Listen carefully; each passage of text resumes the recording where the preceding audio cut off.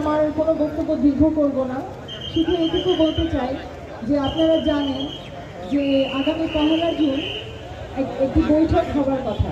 সেখানে জাতীয় কমিটির যে সদস্য যারা এই সংস্কারের প্রস্তাব দিচ্ছেন এবং আরইবি এবং পল্লী বিদ্যুৎ সমিতির যারা সেখানে প্রতিনিধিত্ব করবেন, সেখানে দেখা গেছে যে পল্লী বিদ্যুৎ সমিতির যে প্রতিনিধি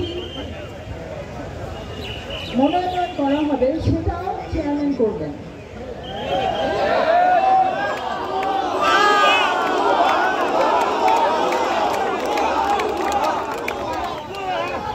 চেয়ারম্যান যদি এভাবে করে মনোনয়ন করে তাহলে উনি তার পক্ষের লোকজনদেরকে রাখবেন বলে আমরা মনে করি। আমরা আরো মনে করি যে এই ধরনের প্রতিনিধিত্ব আসলে আসা উচিত যারা এখানে ভুক্তভোগী, যারা চাকরিচ্যুত, যারা বিভিন্নভাবে এখানে শোষণের শিকার হয়ে আসছেন, যারা বদলির কারণে হয়রানির শিকার হয়েছেন, যাদের বদলি যুক্তিযুক্ত হয়নি, যৌক্তিক হয়নি, তাদেরকে সেখানে তাদের এখানে থাকা উচিত। কিন্তু আমরা লক্ষ্য করছি তাদের এই যে মিটিংটা হবে, এই মিটিংয়ে আসলে কি হবে সেটা নিয়ে এক ধরনের অনিশ্চয়তা তৈরি হয়েছে।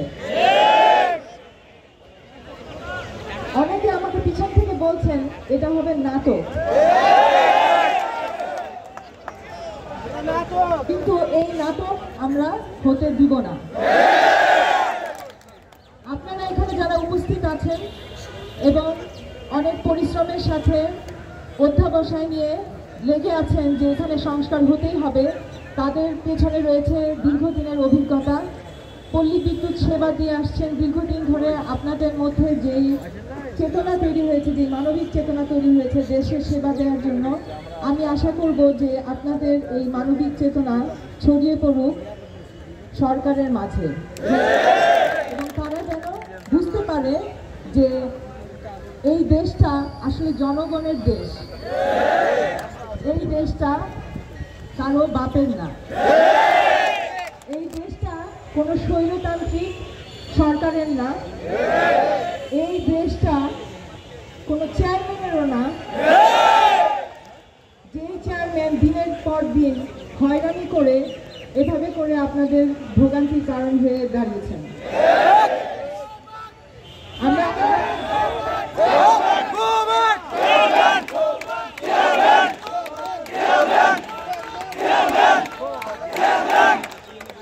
আচ্ছা, আর শেষে আরেকটা কথা বলে শেষ করি, সেটা হচ্ছে আপনারা তো চেয়ারম্যানের অপসারণ চাচ্ছেন, কিন্তু চেয়ারম্যানের অপসারণ করলেই কিন্তু সমাধান হবে না।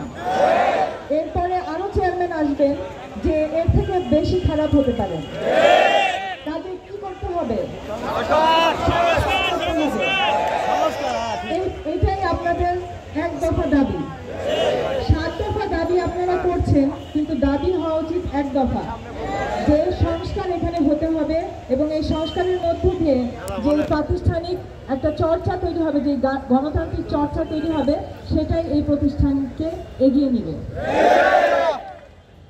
এটা বলে আমি শেষ করছি। আমার সাথে আরো এখানে উপস্থিত আছেন আনু মোহাম্মদ স্যার, যিনি দীর্ঘদিন ধরে গণমানুষের পক্ষে কাজ করে গেছেন, কৃষক, শ্রমিক, কর্মচারী এবং অনেকের পক্ষে দাঁড়িয়েছেন, বিভিন্ন অন্যায়ের বিরুদ্ধে সোচ্চার ছিলেন সবসময়। ওনাকে কখনো এতটুকু চলতে দেখা যায়নি। উনি আজকে আপনাদের পাশে দাঁড়িয়েছেন, এটা খুবই সৌভাগ্যের ব্যাপার। ধন্যবাদ।